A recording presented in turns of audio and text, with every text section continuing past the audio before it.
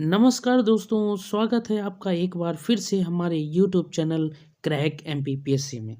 दोस्तों, होलकर डायनेस्टी की ये आज तीसरा लेक्चर है। इससे पहले first lecture, second lecture already upload हो चुका है। अगर आप वो नहीं देखे हैं तो आप उसको प्लेलिस्ट में जाके ज़रूर देख लीजिएगा। ठीक है दोस्तों, तो चलिए फिर शुरू करते हैं आज का ये तीसरा लेक्चर होलकर डायनेस्टी का। तो इसमें हमने अहिल्याबाई पूरा कंप्लीट कर लिया था, अहिल्याबाई तक। ठीक, अब तुकोजी राव होलकर से हम इसको पढ़ने वाले थे। ठीक, तो ये कौन थे? अहिल्याबाई की तो मृत्यु हो चुकी थी दोस्तों। ठीक, एक बार देख लेते हैं इनकी मृत्यु यहाँ पे। ठीक, तो कब दोस्तों? अहिल्याबाई होलकर की डेथ 1795 में महेश्वर में इनकी समाधि बना दी गई थी। ठीक, अब कौन आ जाते हैं यहाँ पे? तुकोजीराव होलकर यहाँ पे उनके सेनापति हैं और वही क्या बन जाते हैं दोस्तों? यहाँ पे गद्दी संभाल लेते हैं। ठीक है, तो क्या होता है 1793 में बेटालाप लखेरी राजस्थान ये युद्ध करते हैं। ठीक, किसके बीच? तुकोजीराव और इनके महादजी सिंधिया के बीच में युद्ध होता है। ठीक, और ये राजवाड़ा का कार्य पूर्ण कराते हैं। ठीक, तो राजवाड़ा की नींव, हाँ दोस्तों ये क्वेश्चन है, राजवाड़ा की नींव या फिर राजवाड़ा का कार्य शुरू किसने कराया? आप इसका आंसर जरूर सेंड करिए कमेंट में। ठीक है दोस्तों, तो अब इसके आगे कहानी क्या होती है दोस्तों कि तुकोजीराव जो होलकर हैं इनके 4 पुत्र थे। कौन कौन? काशीराव, मल्हारराव, बिट्टू जी और यशवंत राव।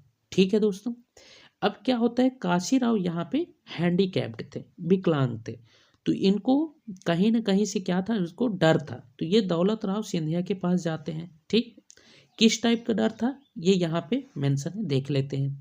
काशीराव विकलांग होने के कारण इनको डर था कि भाई उन्हें मारकर कहीं गद्दी ना छीन ले। ठीक है दोस्तों, ये उनको डर था। ठीक, अब क्या करते हैं कि ये दौलत राव सिंधिया के साथ मिलके एक षड्यंत्र के द्वारा मल्हार राव को मार देते हैं, अपने से एक छोटे भाई को मार देते हैं। ठीक, ये बात क्या होता है यशवंत राव को पता चलती है। तो यशवंत राव काफ़ी नाराज हो जाते हैं।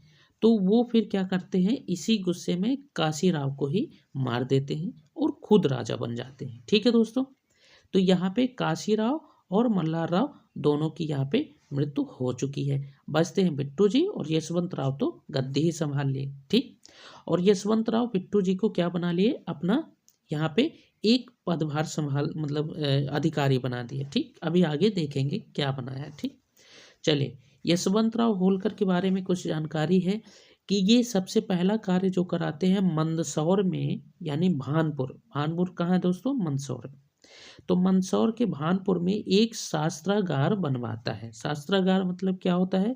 एक ऐसी इमारत बनवाता है जहाँ पे वॉर मटेरियल रखे जाते हैं, युद्ध के अस्त्र शस्त्र सामग्री वहाँ पे रखे जाते हैं, शास्त्रागार होता है। ठीक है दोस्तों, यहाँ पे अब फिर क्या होता है, बिट्टू जी, अब बिट्टू जी को चौथ वसूलने के लिए क्या करते हैं दोस्तों, ये दक्षिण भेजते हैं। ठीक, चौथ क्या होता है ये भी समझ लेते हैं। चौथ जैसे मान लो ये एक कोई क्या है, खेत का एक एरिया है। ठीक, यहाँ पे जो भी प्रोडक्शन होता है उसका 1/4 क्या करना, टैक्स के माध्यम से राजा को देना, यही होता है चौथ। ठीक, 1/4 प्रोडक्ट का। ठीक, फिर क्या होता है, ये दक्षिण अभियान में जैसे ही जाते हैं तो वहाँ पे कौन कौन होते हैं दोस्तों? अपना गुट बना के रखते हैं। कौन? पेशवा बाजीराव सेकेंड और दौलत राव सिंधिया, ये दोनों गुट बना के अपनी टीम तैयार रखते हैं और बिट्टू जी के ऊपर आक्रमण कर देते हैं।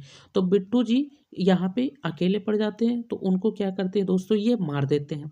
ठीक, यही बात जब यशवंत राव होलकर को पता चलती है, ठीक, कि ऐसा ऐसा हो गया। ठीक, तो 1802 में बैटल ऑफ हृदयसर होता है। ठीक, किसके बीच?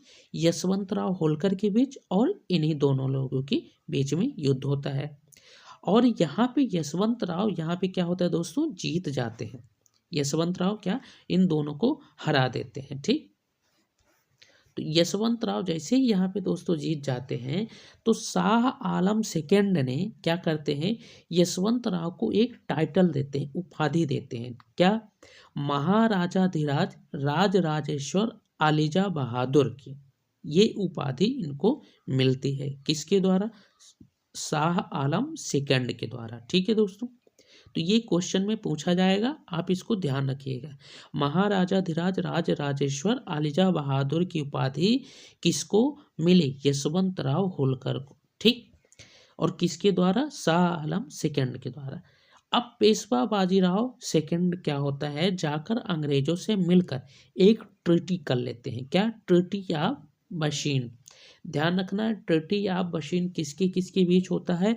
पेशवा बाजीराव सेकंड और अंग्रेजों के बीच। ठीक, फिर क्या होता है दोस्तों कि सेकेंड एंग्लो मराठा वार स्टार्ट हो जाता है इसी टाइम पे। ठीक, तो सेकेंड एंग्लो मराठा वार कब होता है? 1803 से 1805 के बीच चलता है। ठीक, अब यशवंतराव होलकर क्या करते हैं कि जब उनको पता चला कि ये पेशवा बाजीराव सेकंड अंग्रेजों से कोई ट्रीटी कर लिए, अब ट्रीटी में अंग्रेज उधर से लड़ेंगे। ठीक, तो यशवंतराव होलकर महाराजा पंजाब के महाराजा रंजीत के पास जाते हैं।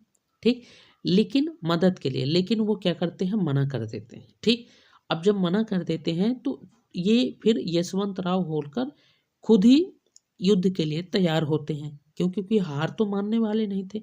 लेकिन यहाँ पे क्या होता है दोस्तों कि ब्रिटिशर्स अभी अच्छी सेना नहीं थी, ब्रिटिशर्स की इतनी ज़्यादा, और यशवंतराव की बहुत सेना थी। तो फिर क्या है, ब्रिटिशर्स क्या करते हैं, यहाँ पे एक ट्रीटी करते हैं। ठीक, ट्रीटी 1805 में, लेकिन किसकी शर्तों पर? यशवंतराव के शर्तों पर। कौन सी ट्रीटी? ट्रीटी ऑफ राजपुर घाट। ये यहाँ पे स्टार मार्क लगा लेना दोस्तों। ठीक, तो ट्रीटी ऑफ राजपुर घाट किसके बीच होती है? यशवंतराव और ब्रिटिशर्स के बीच। कब? 1805 में। ठीक है, चलिए आगे देखते हैं। यशवंतराव को यहाँ पे इनामदार ने क्या कहा था? मध्य भारत का नेपोलियन। तो मध्य भारत का नेपोलियन किसको कहा जाता है? यशवंतराव होलकर को। किसके द्वारा कहा गया है? इनामदार। ठीक है दोस्तों, और मराठों का नेपोलियन भी कहते हैं। तो ये भी आप बहुत इंपॉर्टेंट फैक्ट है, यहाँ पे याद रखिएगा। ठीक, चलिए फिर क्या होता है दोस्तों, यशवंतराव होलकर की अब मृत्यु हो जाती है, तो भानपुर यानी मंदसौर में ही इनकी समाधि बना दी जाती है। ठीक, मंदसौर में क्या था, आप कमेंट सेक्शन में बताइएगा। कोई इमारत की निर्माण करवाए थे। ठीक, तो आप कमेंट में बताइएगा कि उसका नाम क्या था। ठीक, अब बारी आती है मल्हारराव होलकर सेकंड की। किसके सन? यशवंतराव के। ठीक, यहीं पे क्या होता है दोस्तों कि थर्ड एंग्लो मराठा वार स्टार्ट हो जाता है। 1817 से 1818 तक चलता है। ठीक, क्योंकि ये सोचे कि यशवंतराव होलकर तो अब नहीं रहे, तो अब क्या है, युद्ध सेना कमजोर हो जाएगी। ठीक, लेकिन दोस्तों यहाँ पे एक ट्विस्ट आता है। अब जब यहाँ पे मल्हारराव सेकंड जो थे अब थोड़ा कमजोर पड़े थे। ठीक, तो इनकी संरक्षिका कौन बन गई? सौतेली माँ तुलसाबाई। ठीक, और सिस्टर भीमाबाई भी इनकी युद्ध में लड़ने के लिए तैयार थी। ठीक, लेकिन क्या होता है, तुलसाबाई के साथ एक सैनिक विश्वासघात करता है, तुलसाबाई का सिर काटकर क्षिप्रा नदी में फेंक देता है। तो ये बहुत ही गलत होता है। ठीक है दोस्तों, ये गद्दारी कर जाते हैं। ठीक, लेकिन यहाँ पे भीमाबाई क्या होता है कि 1817 में बेटालाप महिदपुर की लड़ाई लड़ती है। ठीक, कौन दोस्तों? भीमाबाई, बेटालाप, महिदपुर। किसके बीच होती है? भीमाबाई के बीच और मालकम के बीच युद्ध होता है। कौन सा? बेटालाप, महिदपुर। तो यहाँ पे बेटल क्या होती है? भीमाबाई जीत जाती हैं। ठीक है दोस्तों, ध्यान रखना, भीमाबाई जीत जाती है, एक लेडीज ब्रिटिशर से जीत गई। ठीक, अब फिर क्या करते हैं कि मालकम ट्रीटी के लिए एक आग्रह करता है, ट्रीटी करने के लिए। ठीक, तो यहाँ पे ट्रीटी करती हैं। ठीक, कौन? भीमाबाई। तो भीमाबाई की तरफ से कौन आते हैं? तात्या जोग आते हैं, उनके सेनापति। ठीक, तो ट्रीटी होती है, ट्रीटी ऑफ मंदसौर, तात्या जोग और मालकम के बीच।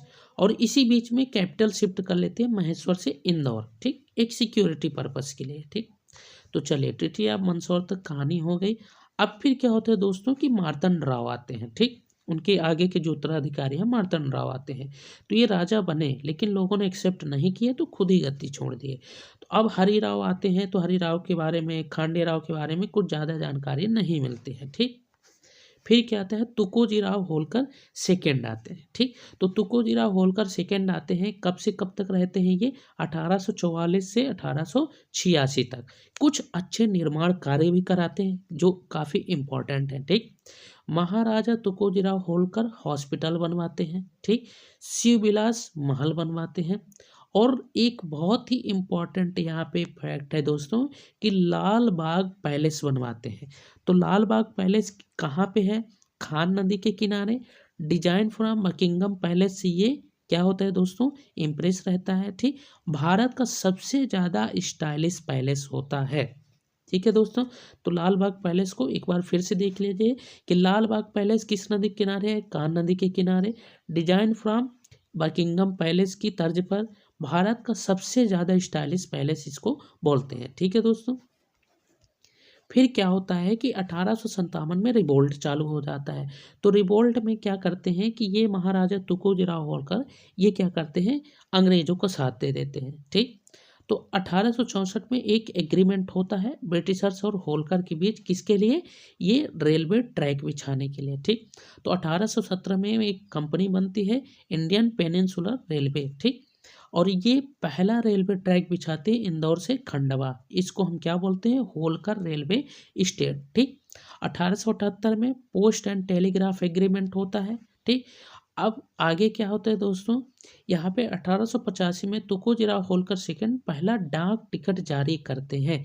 तो पहला डाक टिकट किसके द्वारा जारी होता है, तुकोजीराव होलकर सेकंड 1885 में। ठीक, अब कर्नल हीड क्या करते हैं, तुकोजीराव होलकर सेकंड के राजस्व की प्रशंसा करते हैं।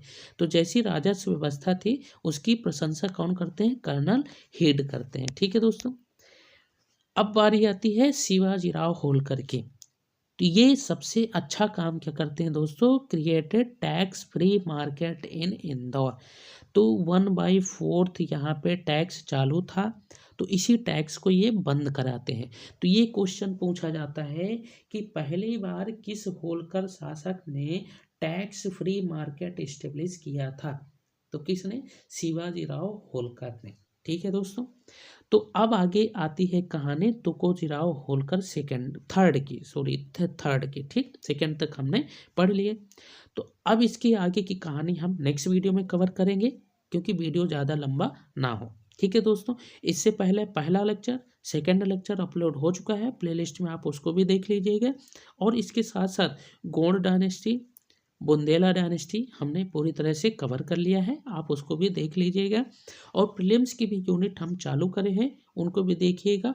और उसके बाद प्रीलिम्स का यूनिट किस टॉपिक में चाहिए, जो किस टॉपिक को वीडियो चाहिए, तो आप उसको कमेंट में बताइएगा, तो उस वीडियो को हम लेके आएंगे। ठीक है दोस्तों, मिलते हैं नेक्स्ट वीडियो में। तब तक अपना ध्यान रखें और अपनी स्टडी कंटिन्यू करें और रिवीजन जरूर करते रहिएगा। ठीक, हैंड रिटन नोट्स अगर आप बना सकते हैं तो बनाइए, और अगर नहीं बना सकते तो आप कमेंट में बताइए, तो हम इसकी PDF प्रोवाइड कर देंगे। मिलते हैं नेक्स्ट वीडियो में, तब तक अपना ध्यान रखें। जय हिंद।